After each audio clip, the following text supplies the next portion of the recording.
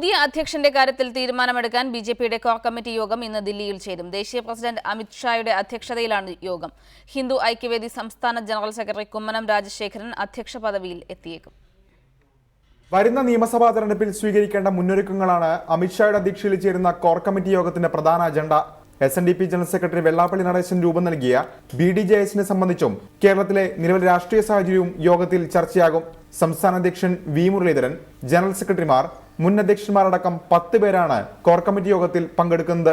BJP ദേശീയ നേതൃത്വം കഴിഞ്ഞ ദിവസം വിളിച്ചു വരുത്തിയ ഹിന്ദു ഐക്യവേദി ജനറൽ സെക്രട്ടറി കുമ്മനം രാജശേഖരൻ വിവിധ കേന്ദ്ര നേതാക്കളുമായി കൂടിക്കാഴ്ച നടത്തി. RSS ആണ് കുമ്മനം രാജശേഖരന്റെ പേര് അധ്യക്ഷ സ്ഥാനത്തേക്ക് നിർദ്ദേശിച്ചത്. കുമ്മനം വരുന്നതോടെ കേരള ഘടകത്തിലെ ഗ്രൂപ്പ് പ്രവർത്തനങ്ങൾക്ക് തടയിടാൻ കഴിയുമെന്ന് നേതൃത്വം കണക്കുകൂട്ടുന്നു. ഇരു ഗ്രൂപ്പുകൾക്കും സ്വീകാര്യനാണെന്നും കുമ്മനത്തിന് അനുകൂല ഘടകമാണ്. അതേസമയം കേന്ദ്ര നേതൃത്വം മുന്നോട്ട് വെച്ച R ബാലശങ്കറിന് കൃഷ്ണദാസ് വിഭാഗത്തിന്റെയോ മുരളീധർ വിഭാഗത്തിന്റെയോ പിന്തുണയില്ല. SNDP-ക്കൊപ്പം NS-ഉമായുള്ള അടുപ്പവും കുമ്മനത്തെ പരിഗണിക്കുന്നതിന് അനുകൂല ഘടകമായി.